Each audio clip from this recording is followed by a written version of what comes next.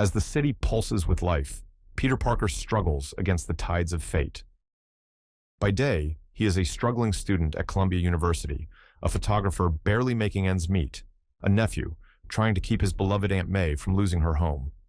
But by night, he is Spider-Man, the hero of New York, a masked guardian battling crime and facing relentless criticism from the Daily Bugle's J. Jonah Jameson. Yet, the struggle is mounting. His powers, once second nature, now flicker with inconsistency. The weight of responsibility bears down on him, and doubts creep into his mind. Can he truly be both Peter Parker and Spider-Man?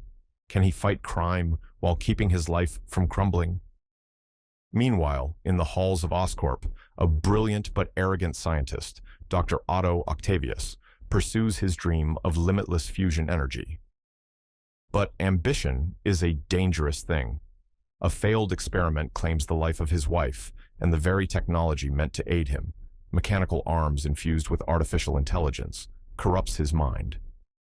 Now, he is no longer Doctor. He is something more, something dangerous. He is Dr. Octopus. Their fates collide in a chaotic ballet of destruction and despair. A heist, a bank torn apart, a woman in peril, Aunt May, caught in the crossfire. And Peter, his powers unreliable, barely manages to hold his own against the monstrous arms of his newest enemy. The city watches as Spider-Man falters, but Peter is not the only one struggling. Mary Jane Watson, now a Broadway star, prepares for her wedding, not to Peter, but to astronaut John Jameson. His best friend, Harry Osborn, still seething from his father's death, descends into a spiral of vengeance, believing Spider-Man to be the killer. And as Peter steps away from the mask, life seemingly improves. For once, he is free. But at what cost? Without Spider-Man, crime engulfs the city. Innocents suffer. And when a fire rages through an apartment building, Peter learns the hard way that inaction has consequences. A lesson from Aunt May rings in his ears. Sometimes we must give up our dreams for the greater good. And so, Spider-Man returns. But danger looms. Doc Ock's mind is set. His experiment will continue, no matter the cost.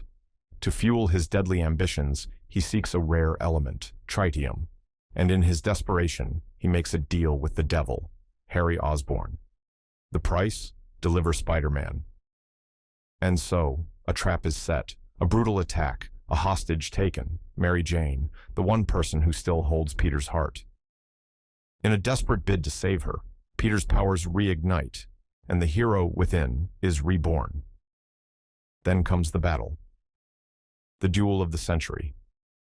Spider-Man versus Dr. Octopus across the rooftops, through the city streets, and atop a speeding train. The stakes are higher than ever. A runaway locomotive, hundreds of innocent lives at risk, and only one hero to stop it.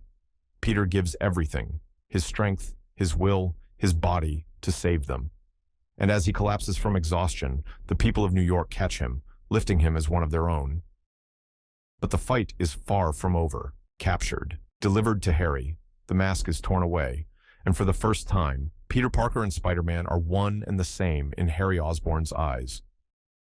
The truth shatters the young man, but vengeance cannot wait. He gives Peter the information he needs, and the final battle begins.